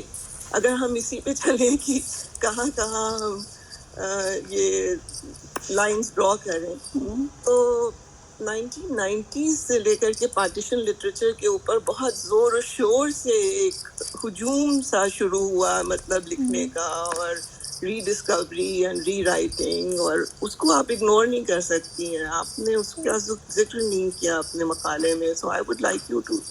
ڈرا your attention to that, because I remember Madison میں جو ساؤتھ ایشیا کانفرنس ہوتی ہے اس میں شاید 1990، مجھے اس وقت سن نہیں یاد ہے، لیکن دسیوں سیشنز صرف پارٹیشن لٹریچر پہ تھے، اور وہ ایک بہت ہی اہم سورٹ آف سائن پوسٹ ہے.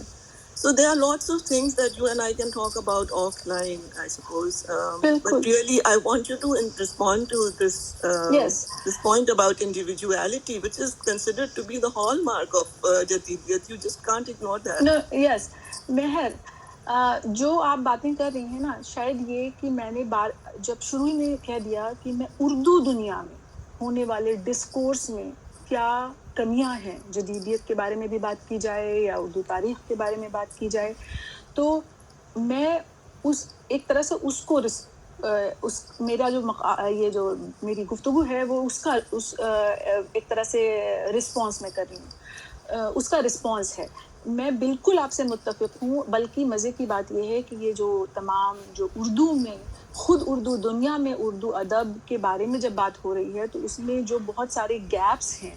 ان کا ایک طرح سے ادراک ہی مجھے اس وجہ سے ہوا ہے کہ وہ جو ایک طرح سے کئی بار ہوتا ہے کہ آپ تھوڑے فاصلہ جو ہے وہ آپ کو بہتر ویو دیتا ہے. تو چونکہ یہاں میں امریکہ میں ہوں تو انگریزی میں ہو رہا ہے، میں بالکل نہیں کہہ رہی ہوں کہ نہیں ہو رہا ہے، اس پر بات چیت نہیں ہوئی ہے. خود جیسے کہ میں نے جو فاروقی صاحب کی علی اردو لٹریچر والی کتاب ہے اس میں تو خود فاروقی صاحب نے ایک طرح سے جو سیاسی اور سماجی صورتحال تھی، کلونیل اثر تھا، ان کو اس پر فوکس کر کے اپنا پورا کام کیا ہے. ایک تو میں یہ صاف کرنا چاہتی ہوں کہ میں اردو میں ہونے والے کام کے بارے میں بات کر رہی ہوں. میں نے شروع میں کہا نصابی کتابوں اور اردو کانفرنسوں میں جو باتیں ہوتی ہیں. دوسری بات یہ کہ جدیدیت کو میں نہیں ڈیفائن کر رہی ہوں کہ وہ کیا ہے. میں ایک طرح سے ان نکات کی طرف خود توجہ دلا رہی ہوں کہ اردو میں ابھی آپ نے 1990 کی بات کی، 1990s اور اس کے بعد سے جس طرح سے جدیدیت کو کیریکیچر بنایا گیا اور جدیدیت کو جس طرح سے پیش کیا گیا، I'm just reiterating that. I'm not saying کہ جدیدیت جو ہے وہ ایسی ہے. میں بالکل، تو اچھی بات ہے کم سے کم کہ ہو سکتا ہے دوسرے لوگوں کو بھی یہ غلط فہمی ہو گئی ہو، یہ بات واضح نہ رہی ہو. تو مہر کے سوال سے یہ بات واضح ہو گئی اور مجھے جواب دینے کا موقع ملا کہ میں بس یہ کہہ رہی ہوں کہ ایسا لگتا ہے ایک یہ بات ہوتی ہے کہ جدیدیت شروع ہوئی، اس کے بعد جدیدیت نے اردو ادب کو ہاسٹیج بنا لیا اور پھر 1990s کے آخر میں مابعد جدیدیت کو جو ہے وہ ایک پیش کیا گیا اور کہا گیا اب سب لوگ مابعد جدید ہو جائیے. تو میں یہ کہنا چاہتی ہوں کہ 1980 ایگزیکٹلی نہیں ہم بات کر رہے ہیں، لیکن میں صرف یہ کہنا چاہتی ہوں کہ اس سے 10 برس اور اس سے بھی پہلے سے آلریڈی جس طرح کا ادب لکھا جا رہا تھا وہ تو مابعد جدید تھا، لیکن مابعد جدیدیت کی اصطلاح کا استعمال کر کے ادبی تنقید نہیں ہو رہی تھی. اور آج ہم پرانے ادب کی جو تنقید فاروقی صاحب نے کی یا ان کے اردو میں بے تحاشا لیکچرز ہیں، ان کی جو نوعیت ہے، جس طرح سے وہ کلونیلزم کے منفی اثرات کے بارے میں بات کرتے ہیں اور ادوار کو یا ٹرینڈز کو ایک ضمینی سچائی کے ساتھ جوڑ کر پیش کرتے ہیں، وہ خود اپنے آپ میں وہ ان کے ڈسکورسز، ان کی بات چیت مابعد جدید نوعیت کی ہے. لیکن ہم یہ کہتے ہیں کہ نہیں، سب کچھ جو مابعد جدیدیت کے لانچ سے پہلے ہوا وہ جدیدیت ہے، اور اس میں وہ خوف اور ہراس ہے. تو میں یہ کہہ رہی ہوں کہ میں خوف اور ہراس جو اصل الزام ہے اس کا جواب دیتے ہوئے کہہ رہی ہوں، ایون وہ خوف اور ہراس بھی جو ہے وہ ایسا نہیں ہے کہ وہ جدیدیت کے پروجیکٹ کا حصہ نہیں تھا، لیکن جس کو الزام کہا جاتا ہے وہ اس زمانے کی صورتحال کی پیداوار تھا. آئی ہوپ کہ اور ہم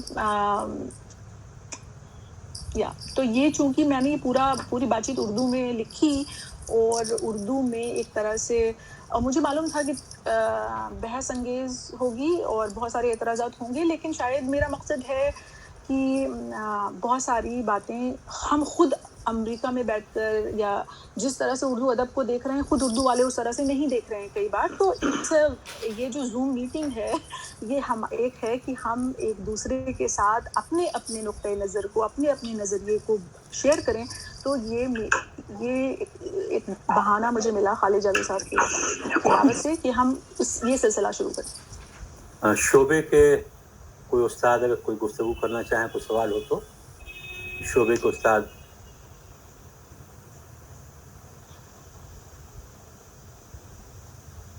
ثاقب صاحب. جی سر، سوالات کا سیشن ختم کیجیے اور ہمارے احمد محفوظ صاحب کو آواز. جی سر، بہت بہت شکریہ میم، اس اہم اور پرمغز خطبے کے لیے ہم آپ کے ممنون ہیں. یہاں بات شاعری کی ہو رہی ہے، شاعری کے تعلق سے ہو رہی ہے، اس لیے شعبے نے اظہار خیال کے لیے جن کا انتخاب کیا ان کی نظر کلاسیکی ادبی سرمایہ بطور خاص کلاسیکی شاعری کے ساتھ ساتھ جدید شاعری پر بھی گہری ہے. میری مراد پروفیسر احمد محفوظ صاحب سے ہے. استاد محترم پروفیسر احمد محفوظ صاحب سے گزارش ہے کہ آپ اظہار خیال کریں. آواز تو میری آ رہی ہے نا صاف؟ جی بالکل آ رہی. جی سر. جی سر آ رہی ہے آواز. محترم صدر شعبہ پروفیسر شہزاد انجم صاحب، پروفیسر شہب الرسول صاحب، اور ہماری آج کی مہمان خصوصی اور مہمان مقرر ڈاکٹر فوزیہ فاروقی صاحبہ، اور تمام حضرات، خاص طور سے اس میں جو لوگ اس وقت آن لائن جڑے ہوئے ہیں وہ سب ہمارے گویا، اور خاص طور سے مہر افشاں فاروقی صاحبہ یہاں شریک ہیں. ان کی شرکت سے بھی اس گفتگو کی معنویت اور اس میں ذرا اضافہ ہو گیا. بہرحال تو میں اتنی عمدہ گفتگو کی ہے فوزیہ نے، میں تو سب سے پہلے مبارکباد دیتا ہوں انہیں. اور بہت سے لوگوں کو میرا خیال ہے شاید معلوم نہ ہوگا، لیکن میں سمجھتا ہوں کہ اس وقت اس کا اظہار کر دینا برمحل بھی ہوگا اور بامانی بھی ہوگا. کہ آپ سب نے دیکھا کہ ایک تو یہ کہ فوزیہ میری ہم وطن ہی رہی ہے، بلکہ ان کو بہت بچپن سے میں نے، چونکہ ہماری یہ عزیز بھی ہوتی ہیں اور وہاں بالکل بچپن میں بہت، یعنی اسکول جب یہ جاتی تھیں اس وقت ہم لوگ ہمارے بالکل محلے سے، ان کا ڈاڈیال بالکل محلے میں ہے میرے، تو ان کی فیملی سے، ان سب لوگوں سے بہت قربت رہی ہے، خود آنا جانا. تو ان کی جو ذہانت ہے، ان کی جو کیوروسٹی ہے اور چیزوں کے بارے میں غور کرنا اور پوچھنا، بہت چھوٹی تھی تو کبھی کبھی اپنے شعر یا کوئی چیز مجھے بتاتی تھی کہ ذرا دیکھیے میں نے لکھا ہے یہ، تو اس وقت اندازہ ہوتا تھا. اور واقعی یہ دیکھ کے بہت خوشی ہوتی ہے کہ فوزیہ جو ہیں وہ ایسے مقام تک پہنچی ہیں، اور آج ظاہر ہے کہ ہم سب ان کی گفتگو یہاں اور بحیثیت خاص مقرر کے سنا ہم لوگوں نے. تو اس کے لیے میں بہرحال مبارکباد دیتا ہوں، اور اپنے شعبے کے خاص طور سے صدر شعبہ کو کہ اتنی عمدہ گفتگو کرائی. اب دیکھیے بات یہی ہے کہ اس پر اب اظہار خیال میں کیا کروں میں، لیکن یہ بات بالکل صحیح ہے کہ جس طرح کی گفتگو عام طور سے سیمیناروں میں یا کانفرنس میں ہوتی رہتی ہے، یا ایون جو خصوصی لیکچر ہوتے ہیں، سب لوگوں نے محسوس کیا ہوگا کہ یہ گفتگو اس سے بہت مختلف ہے. اور مختلف اس سینس میں تھی کہ ایک تو یہ ہے کہ فوزیہ نے جو بھی باتیں کی ان کا اپنا ایک خاص، یعنی جو ان کی فکر ہے، جس طرح سے انہوں نے سوچا ہے، جس طرح غور کیا ہے، اور جو ان کی تھیسس ہے. اس کو انہوں نے بہت ہی وضاحت کے ساتھ، بہت آبجیکٹیولی اور بہت ہی آرٹیکولیٹ انداز میں، ظاہر مقالے کی صورت میں تھا، لیکن پھر بھی آج کل تو مقالے بھی بہت ایسے ہوتے ہیں کہ ان کا ایک پیراگراف جو ہے وہ نہیں سمجھ میں آتا کہ آپ کیا کہنا چاہتے ہیں. تو اپنی گفتگو کو جس مرتب انداز میں انہوں نے پیش کیا، وہ ظاہر ہے کہ وہ ہمارے لیے، بہت سے لوگوں کے لیے وہ قابل تقلید ہے کہ اس طرح سے مربوط انداز میں گفتگو کرنی چاہیے. ایک بات. دوسری بات یہ ہے کہ موضوع تو ظاہر تھا، یعنی تقسیم ہند کے بعد اردو شاعری کا جو پورا منظرنامہ ہے، اور خاص طور سے انہوں نے اس کی وضاحت بھی کی کہ کن کن پہلوؤں سے ان چیزوں پر وہ نظر ڈالی ہے انہوں نے، اور یہ دیکھ رہی ہے یا دیکھنا چاہتی ہے. لیکن ایک تو یہ ہے کہ مجھے محسوس ہوا کہ چونکہ یہ ٹائم اسپین بہت لمبا ہو گیا، یعنی تقسیم کے بعد سے فوزیہ نے کور کیا تقریباً بالکل، یعنی 20ویں صدی کے خاتمے تک آ گئی. تو اتنا بڑا جو دورانیہ ہے اس میں ظاہر بہت سی چیزیں ہیں، اور انہوں نے بہت سے اشارے کیے. ظاہر ہے کہ اگر شاید اور طویل گفتگو ہوتی یا یہ موقع کوئی ایسا ہوتا کہ شاید یہ 2-2.5 گھنٹے کی گفتگو ہوتی، تو بہت سے پوائنٹس کو یہ اور ایلیبوریٹ کرتی ہیں اور اس کو واضح طور پہ اور بیان کرتی. تو کئی جگہ تو یہ ہوا کہ انہوں نے اشارہ کیا، اور اس اشارے کی وجہ سے، جیسے ابھی بہت اچھا ہوا کہ مہر صاحبہ کی اس گفتگو سے یا ان کے اس کلیریفیکیشن سے، یا جو انہوں نے ان سے کہا، تو بات واضح ہو گئی. ورنہ شاید بہت سے لوگوں کے ذہن میں یہ بات ہوتی کہ، اور یہ ہے بالکل صحیح کہا انہوں نے، کہ ہمارے یہاں ترقی پسندوں کے تعلق سے بھی یہ ہوا کہ ترقی پسند تحریک کے بارے میں کچھ باتیں جو ہیں وہ بالکل ایک اسٹیریوٹائپ یا بالکل ایک لیبل کے طور پر ہمارے یہاں استعمال کی گئی ہے. ظاہر کہ پوری ترقی پسند جو فکر ہے اس میں چاہے اس بات کا اتنا اثر نہ ہو، لیکن بہرحال اس کو، لیکن یہ ضرور ہے کہ ہر تحریک یا ہر رجحان میں کچھ چیزیں بنیادی حیثیت رکھتی ہیں، اور بہت سی چیزیں جو ہے وہ اس کے ایک طرح سے اس کی طرح حاشیے پر ہوتی ہیں. ہوتا یہ گڑبڑ یہ ہو جاتی ہے کہ جو چیزیں ضمنی حیثیت رکھتی ہیں یا حاشیے پر ہوتی ہیں، کبھی کبھی ان کو اتنا ہائی لائٹ کر دیا جاتا ہے کہ وہاں لوگ یہ سمجھ جاتے ہیں کہ صاحب یہ جو ضمنی بات ہے یہی اصل بات ہے اس کے تعلق سے.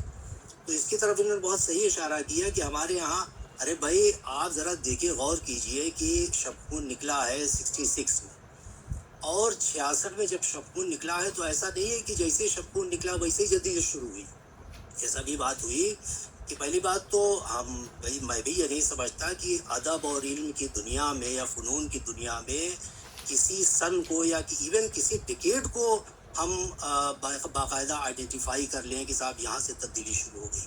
کیونکہ تبدیلیاں جو ہیں وہ تو گریجول ہوتی ہیں، اور بہت کبھی کبھی بہت تہ میں ہوتی ہیں، پھر ذرا ابھرتی ہیں، پھر کبھی تہ میں چلی جاتی ہیں، تب جا کر کے کہیں جا کر کے پھر بہت نمایاں ہوئی، تب جب بالکل سامنے آ گئی تب معلوم ہوتا ہے. تو اب آدمی جب بالکل سامنے آ جاتی ہیں تب آدمی سمجھتا ہے کہ اچھا صاحب یہ بالکل نیا زمانہ شروع ہو گیا. لیکن وہ نیا زمانہ یا وہ نئی فکر یا وہ نئی چیز جو ہے وہ معلوم ہوا کہ پچھلے 25 سال سے یا 30-40 سال سے وہ چل رہی تھی. تو اب آپ دیکھیے کہ ترقی پسند تحریک جو ہے، اب آدمی مان لیتا ہے کہ 1935 میں باقاعدہ وہ انجمن بن گئی اور اس کے بعد پھر وہ تحریک شروع ہو گئی. ایسا نہیں ہے. ترقی پسند تحریک کے جو بھی ایلیمنٹس ہیں، اس کے جو بنیاد میں جو چیزیں ہیں وہ بہت پہلے سے نہیں ہوئے. ہم تو یہ مانتے ہیں کہ بھئی رشن ریوالوشن جو ہے 1917 میں اس کا بہت بڑا اثر رہا، یا اچھا وہ ریوالوشن جب شروع ہوا ہے تو وہ بھی ایک دن میں تھوڑی آیا، اس کے پہلے سے اس کے اثرات تھے جو ظاہر کہ روسی انقلاب کے سبب بنے. تو وہاں سے وہ چیزیں آتے آتے تب جا کر کے ترقی پسند تحریک ہمارے یہاں بہت نمایاں طور پہ شروع ہوئی. وہی بات جو ہے وہ جدیدیت پر بھی اپلائی ہوتی ہے. تو یہ اور بلکہ ایک تو انفرادیت والی بات تو خیر واضح ہو گئی، لیکن ایک اور بہت بڑی بات ہے، بلکہ فوزیہ نے جو بات کہی وہ ایک طرح سے انہوں نے اپنی بات سے ہی اس کا جواب بھی دے دیا، کہ جس کو بعد میں کہا گیا کہ جدیدیت جو ہے اس کے اثرات ختم ہو گئے یا جدیدیت بالکل بے اثر ہو گئی، اس کا سارا جو کچھ بھی تھا وہ تو بس ایک عروج پہ پہنچ کر کے اس کا ختم ہو گیا، اور اس کے بعد کوئی نیا نظریہ آ گیا یا نیا رجحان پیدا ہو گیا. اور یہ خیر انہوں نے کہا بھی کہ بھائی ابھی تک وہ زیادہ تر وہ سب تھیوری کی شکل میں رہا ہے. مابعد جدیدیت کی جو بھی بحث یا جو بھی ڈسکورس ہمارے یہاں رہا ہے وہ صرف تھیوری کی شکل میں رہا ہے، اس کا کہیں اپلیکیشن ہم لوگوں نے دیکھا نہیں. اور بار بار بلکہ ہمارے بہت سے بڑے لوگوں نے یہی تو کہا کہ بھئی اس کو اپلائی کر کے اطلاقی صورت میں اگر آپ دکھا سکیں تب ہم مانیں کہ بھئی تھیوری یا نظریہ تو کوئی بھی آپ بیان کر سکتے ہیں، لیکن اس سے آپ بتائیں کہ آپ غالب کی غزل پر اس کا کیسے اپلائی ہوگی یا اختر الایمان کے نظم پر کیسے اپلائی ہوگی، اپلائی کر کے دکھائیں. خیر وہ تو الگ بحث ہے. لیکن ایک جو اصل بات یہ ہے کہ ترقی پسندوں کی فکر میں جو ان کی فکر کی بہت بنیادی بات تھی وہ یہ تھی کہ وہ بالاعلان یہ کہتے تھے کہ ادب کی ادبیت یا اس کی فنی قدر جو ہے وہ ان کے لیے ثانوی حیثیت رکھتی تھی، اور اس کا جو مواد ہے یا سماجی معنویت ہے یا اصلاحی جو ان کا پہلو تھا یہ ان کے لیے ترجیحی حیثیت رکھتی تھی. بالکل واضح تھا اور کتابوں میں لکھا ہوا ہے. ظاہر ہے کہ بالاعلان سردار جعفری صاحب کے انٹرویو میں کئی جگہ موجود ہے، ویسے گفتگو میں یہ بالکل واضح تھا. اس کا بالکل الٹا جو ہے یعنی جدیدیت کا بہت بڑا جو یہ ہے کہ جدیدیت نے کہا کہ ہمارے لیے پہلی چیز جو ہے وہ فن کی فنی قدر ہے. شعر یا نظم یا نثری نظم کوئی بھی چیز ہو فنی لحاظ سے اگر وہ عمدہ ہے تب ہم اس کو کہیں گے صاحب یہ عمدہ نظم ہے. اس میں چاہے بیان خوف و تنہائی کا ہو، چاہے کسی سیاسی مسلک کا ہو، چاہے کسی عقیدے کا ہو، اس سے ہم سے مطلب نہیں ہے. تو یہ اتنا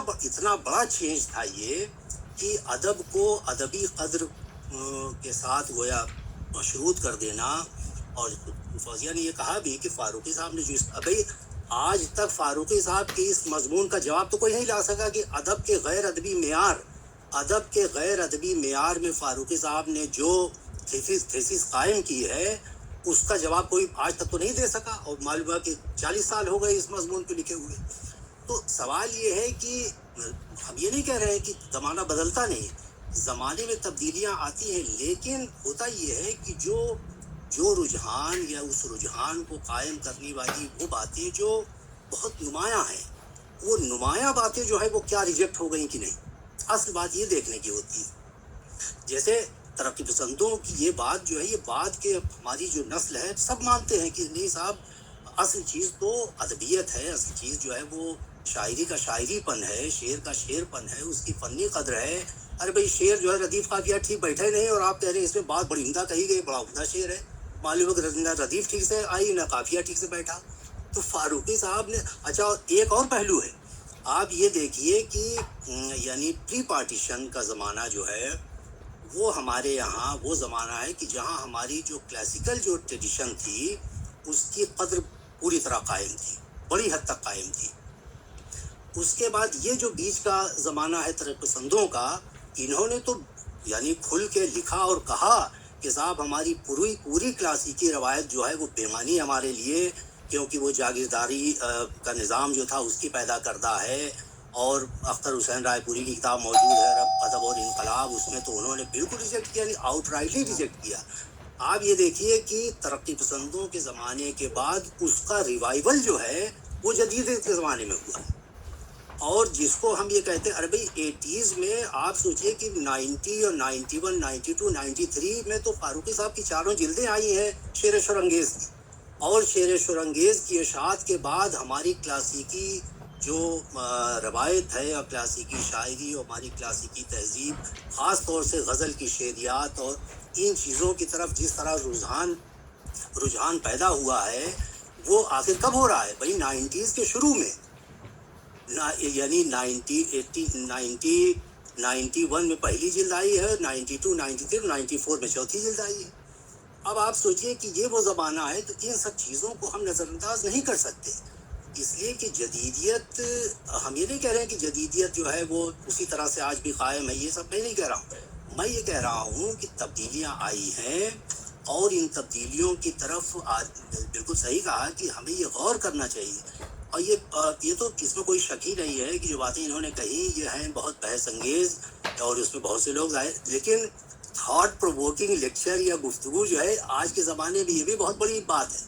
یعنی وہی گھسی پیٹی باتیں جو پہلے لوگ کہہ چکے ہیں وہی بات ہم نے بھی اپنے زبان سے کہہ دی. تو گفتگو اس طرح کرنا کہ لوگ جو ہیں وہ بالکل ایک دم ان کے اندر ایک جوش پیدا ہو جائے کہ بھائی ابھی تک تو ہم یہ سمجھ رہے تھے، اب یہ تو کہا ہے. تو غور فکر کرنے کی راہ ہموار کرنا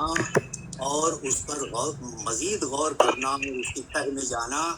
یہ میرا خیال ہے کہ فوزیہ کی جو گفتگو ہے اور ان کا جو پورا تھیسس ہے وہ اس میں کوئی شک نہیں کہ لاجواب. اور میں بہت زیادہ تعریف کروں گا تو یہ ہوگا کہ بھائی بالکل اپنی عزیز کی تعریف کر رہا ہوں اس کی. تو بہرحال میں بہت مبارکباد دیتا ہوں اور امید کرتا ہوں کہ یہ سلسلہ جو ہے وہ اسی طرح قائم رہے گا. اور بھی موقع آئیں گے. کچھ اور جو سوالات وغیرہ ذہن میں لوگوں کے ہیں وہ ان سے ہو سکتا ہے کہ اپنا کبھی آج کل تو خیر ای میل اور بہت سے پلیٹ فارمز ہیں جہاں اسے انٹریکٹ کر سکتے ہیں. لیکن بہرحال میں بہت مبارکباد دیتا ہوں اور خاص طور سے شکریہ ادا کرتا ہوں کہ ہمارے شعبے میں آپ کا لیکچر ہوا. ہمارے لیے تو خیر یہ بہت یعنی میں بتا تو رہا ہوں کہ ان کو تو بچپن سے دیکھا ہے. بہرحال بہت بہت شکریہ. بہت شکریہ. ویسے شاید بہت وقت آلریڈی ہو گیا ہے تو میں زیادہ کچھ نہیں کہوں گی، لیکن بہت شکریہ آپ کا محفوظ بھائی کہ آپ نے ایک طرح سے سمرائز کیا اور میں نے ان جو کچھ اردو میں کیا گیا جیسے اختر رائے پوری اور وہ سب کچھ، تو میرا لیکچر جو ہے میں ان اردو میں جس طرح سے چیزوں کو سمجھا گیا ہے اس کا رسپانس ہے. اور اردو کے بارے میں جو باتیں یہاں ہو رہی ہیں جن کا ذکر مہر نے کیا، جیسے مہر کی اپنی کتاب میں غالب کو بالکل دوسری طرح سے سمجھا گیا ہے. اس بات پر غور کیا گیا ہے کہ جو غالب جو ہیں وہ بائی لنگوال تھے. تو اس طرح کی جو بحثیں اردو شاعری کے بارے میں، اردو ورثے کے بارے میں، اردو ثقافت کے بارے میں ہمارے یہاں ہو رہی ہیں،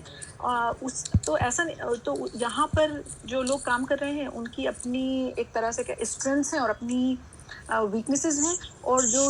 وہاں ہندوستان میں ہو رہا ہے یا پاکستان میں ہو رہا ہے وہاں پر بھی وہی صورتحال ہے. تو بہت ساری باتیں کی جا سکتی ہیں. ظاہر ہے کہ یہ ایک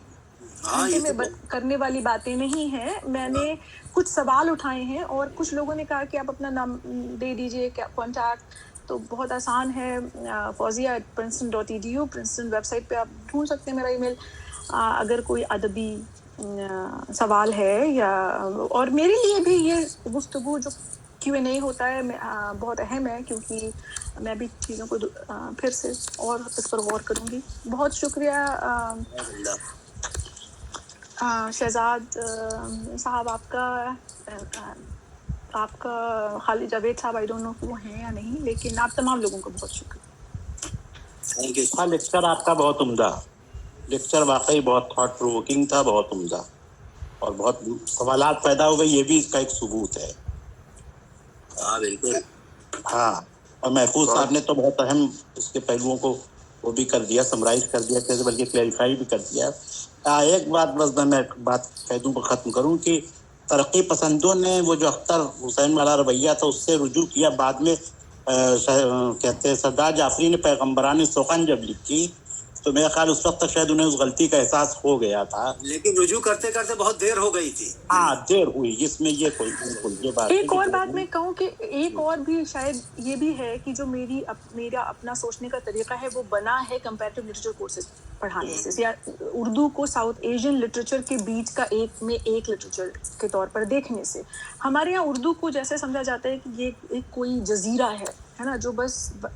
جس کا باہر کی دوسرے لوگوں سے، دوسرے معاشروں سے، دوسری ادبی روایتوں سے کوئی تعلق نہیں ہے. جیسے میں ایک پروجیکٹ پہ کام کر رہی ہوں کہ اقبال ایز اے چھایا وادی کوی، میں نے ابھی ایک سیشن میں اس پہ ایک چھوٹی سی بات کی بھی تھی. تو جیسے ہمارے یہاں جب کسی کو فٹ نہیں کر پاتے ہیں تو اس کو پیغمبر کہہ دیتے ہیں. تو جیسے کہ اب وہ ہو گئے پیغمبر شاعر اقبال، لیکن ان کی جو شاعری کی جو صلاحیت ہے، وہ کتنے بڑے شاعر ہیں اس سے انکار نہیں ہے. لیکن اقبال بھی، بلکہ اگر ہم بات کریں تو بہت سارے لوگ پتہ نہیں ناراض ہو جائیں گے، لیکن اگر اصغر علی انجینئر نے تو about the birth place of Islam میں پورا ایک طرح سے تجزیہ کیا ہے کہ جنت کا تصور ایک خاص طرح سے قرآن میں کیوں ہے. تو وہاں تو ہم نہیں جائیں گے، فتویٰ جاری ہو جائے گا. لیکن اقبال بھی اگر وہ بہت بڑے شاعر تھے بھی، اس کے باوجود وہ ایک خاص دنیا میں سانس لے رہے تھے. تو اقبال کو اگر آپ دیکھیں تو جو ان کے ہم عصر دوسرے بڑے تھنکرز تھے یا ادیب تھے، آپ وویکانند کو دیکھیں، آپ جے شنکر پرساد کو دیکھیں، ایون میتھلی شرن گپت کو دیکھیں، ٹیگور کو دیکھیں، تو جب آپ ان کے ساتھ اقبال کو پڑھتے ہیں تو ہم اقبال کے ذہن کو زیادہ سمجھ پاتے ہیں. ہم اقبال بھی اس سے ایک طرح سے اقبال کو بھی ان کی سیاسی، سماجی، ثقافتی سیاق و سباق میں رکھ کر ہمیں اقبال کی شاعری کو دیکھنا پڑے گا. تو مجھے تو کم سے کم بہت جے شنکر پرساد اور اقبال میں اتنی چیزیں کامن نظر آتی ہیں کہ ضرور ایک چھوٹا پروجیکٹ کیا جا سکتا ہے جو میں خود کر رہی ہوں. تو شاید بس یہ کہنا مقصود ہے کہ ہم ایک لیگ بنا لیتے ہیں اور پھر اس کو ایک طرح سے ڈیفائن کرتے ہیں. تو جو میں کہہ رہی ہوں کوئی حرف آخر نہیں ہے، میں پیغمبر نہیں ہوں، لیکن مجھے ایسا لگتا ہے کہ جہاں جہاں کچھ جھول ہیں وہ کیوں ہیں، اس کی سب سے بنیادی وجہ ہے کہ ہم شخصیت کی طرف دھیان دینے کے بجائے یہ دیکھیں کہ کسی زمانے میں جو ادب لکھا گیا خود اس سے جدیدیت کی یا مابعد جدیدیت کی کیا خصوصیات ابھر کر آ رہی ہیں، اور دوسری بات ان خصوصیات کا کن سیاسی اور سماجی اسباب سے رشتہ ہے. شکریہ. بہت بہت شکریہ. میں پروگرام کے آغاز میں ذکر کیا ہوا ہے اس بات کا ذکر کہ پینڈیمک دور ہے اور تعلیمی نظام پہ اس کا بہت اثر پڑا. ایسے میں جبکہ ہر شخص اپنی ذمہ داریاں گھر کے اندر محدود رہ کر نبھانے کی کوشش کرتا رہا، لیکن اپنی ذمہ داریاں ایمانداری سے نبھاتا رہا. لیکن اس مشکل دور میں جو قائد ہوتا ہے یا سپہ سالار کی حیثیت جو رکھتا ہے یا شعبے کے صدر جو ہوتے ہیں، ان کو مجبوری ہی صحیح، چاہے وہ مسند کی مجبوری ہے، تو وہ مستقل یونیورسٹی آتے رہے. صدر شعبہ پروفیسر شہزاد انجم صاحب. میں صرف شعبے کی ذمہ داریوں کی جانب بھی اشارہ نہیں کر رہا ہوں، بلکہ یہ جو لیکچرز اور سیمینارز وغیرہ ہوتے ہیں یہ بھی کسی بھی یونیورسٹی کا یا شعبے کا یہ بہت اہم حصہ ہوتا ہے. اس کا سلسلہ بھی یہ مستقل جاری رہا اس دور میں بھی، اور وہ آج بھی اسی تیز رفتاری سے رواں دواں ہے. اور یہ آج کا توسیع خطبہ جو ہے یہ بھی اسی سلسلے کی ایک کڑی ہے. استاد محترم پروفیسر شہزاد انجم صاحب اس جلسے کی بھی صدارت کر رہے ہیں. میں آپ سے گزارش کرتا ہوں کہ آپ صدارتی تقریر پیش کریں. پروفیسر شہزاد انجم صاحب. نہیں، بہت شکریہ ثاقب صاحب. کوئی صدارتی گفتگو نہیں، گفتگو بہت اچھی ہو گئی. ہمارے تمام احباب نے گفتگو کی اور میں تو بہت ہی دل کی گہرائیوں سے جو ہے فوزیہ صاحبہ کا شکریہ ادا کرتا ہوں. اتنا عمدہ گفتگو کی، بہت ساری باتیں. دراصل جب یہ موضوع ہمارے سامنے آیا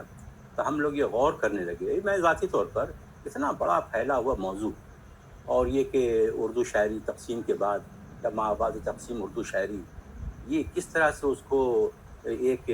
گراف میں سمجھتے گی اور کس طرح سے وہ پیش کریں گی. کیا ہی اچھا ہوتا میرے ذہن بات، کسی ایک شاعر کو وہ اٹھاتی ہیں، اس پر مکمل گفتگو ہو جاتی. اور اتنے دور میں یہ ترقی پسند تحریک سے لے کر جدیدیت اور ماں بعد جدیدیت، یہ سارا معاملہ کس طرح سے نپٹے گا. لیکن بہرحال جس خوش اسلوبی سے انہوں نے گفتگو کی ہے، اگرچہ اس گفتگو میں بہت سارے اختلافات ہیں اور اس پر باتیں ہوں گی، اور جس قدر کسی بھی گفتگو میں اگر اختلافات ہوں تو وہ گفتگو جو ہے زیادہ بامانی ہوتی ہے. میرا خیال یہ بھی تھا کہ جب شاعری پر گفتگو ہو رہی ہے تو ظاہر بات ہے کہ افتخار عارف اور شہریار اور ظفر اقبال اور فرت احساس یہ لوگ چھائے رہیں گے. لیکن میں نے دیکھا کہ یہاں بھی نقادوں کی حکمرانی رہی اور شمس الرحمان فاروقی یا گوپی چند نارنگ ہی چھائے رہے. گویا یہ کہ آج بھی شروع میں کہا تھا ہماری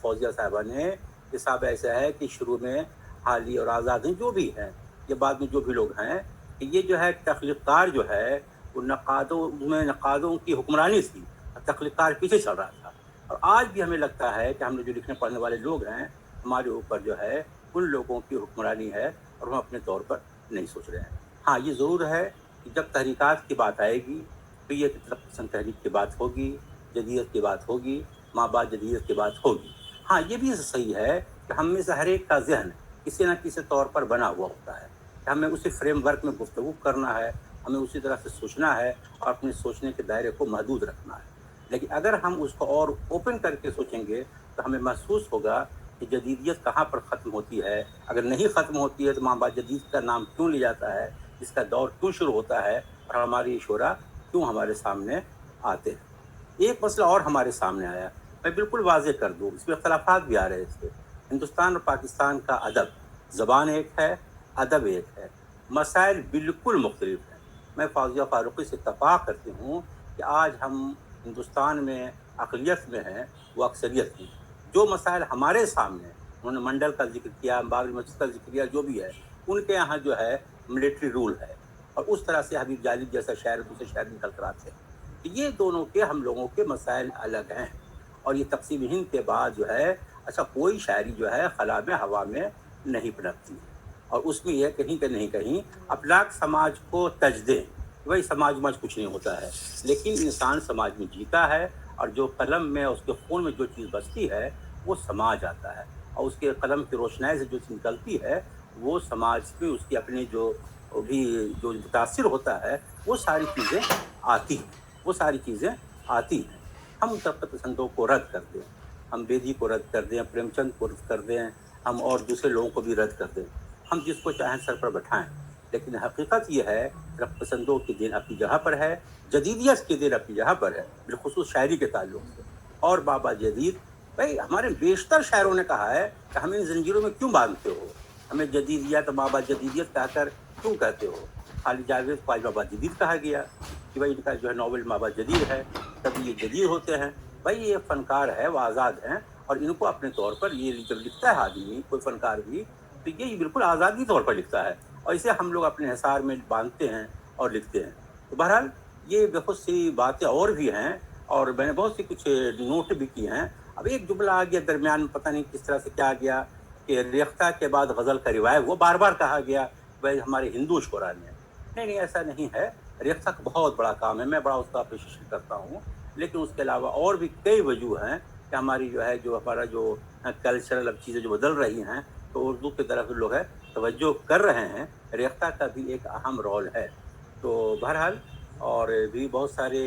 किसी की किताब को सहीफ़ा कहा गया कि भाई, और किसी की किताब को रद्द किया गया, तो ये सारी बातें अदब में होती हैं और होती रहेंगी। और किसी भी लेक्चर का एक बड़ा लुत्फ़ ये भी है उसमें इस तरह की गुफ्तगू हो, लेकिन हाँ ये ज़रूर है कि अपने जहन को हम इस तरह से ज़रूर साफ़ करें कि भाई जो कुछ भी हम लिख पढ़ रहे हैं उसमें कहीं ना कहीं इंसाफ पसंदी, इंसाफ परवरी हो। बलर फौजिया फ़ारूक़ी ने, मुझे हैरत है और ख़ुशी है कि इन्होंने ये बिल्कुल सही बात कही कि ये अमेरिका में है और वहाँ बैठ कर, और ये इनका तक़ाबली मुताला है, मुख्तलिफ़ लोगों से मिलना जुलना है, पाकिस्तानी स्कॉलर्स से मिलना जुलना है, वहाँ बैठ कर जिस तरह से महसूस करती हैं उस तरह से इन्होंने वो लिखा है और सोचा है। और इनका अपने सोचने का जो अंदाज़ है बहुत मुख्तलिफ, मुनफरिद, और उसमें एक ख़ास ये कहिए कि अंदर से इनके यहाँ क़ुव्वत है, ताकत है। यही इनकी सलाबत जो है, यही इनकी सलाहियत है। और मैं इनका एक बार फिर शोबे की जानिब से बहुत बहुत शुक्रिया अदा करता हूँ। इतना उम्दा गुफ्तगू हुई, और ये गुफ्तगू काफ़ी फैल गई। अभी मैं देख रहा हूँ 8:20 होने को आए, लगभग 2 घंटे से गुफ्तगू हो रही है। जिन लोगों ने इसमें शिरकत की, बहुत सारे अहम नाम हैं, और मुख्तलिफ़ मुल्कों से लोग शरीक हुए, हमारे असातिज़ा, हमारे स्कॉलर्स, हमारे अहबाब, दूसरी सिटियों के लोग। मेरा ये खुशगवार फरीज़ा है मैं उन सब का शुक्र अदा करूँ। और खालिद जावेद साहब का ख़ास तौर से, वो बड़े अहम राइटर हैं, हम सब के महबूब अदीब हैं, स्कॉलर हैं, हमारे बहुत अच्छे दोस्त भी हैं, और बड़े इल्म के कदरदां हैं। हम लोग ज़ाती तौर पर उनकी बहुत कदर करते हैं। तमाम लोगों का मैं ज़ाती तौर पर शुक्रिया अदा करता हूँ। बहुत बहुत फौजिया फ़ारूक़ी का एक बार फिर ख़ुसूसी शुक्रिया। बहुत बहुत शुक्रिया सर। अब आखिर में मेरे अजीज़ दोस्त और शोबे के उस्ताद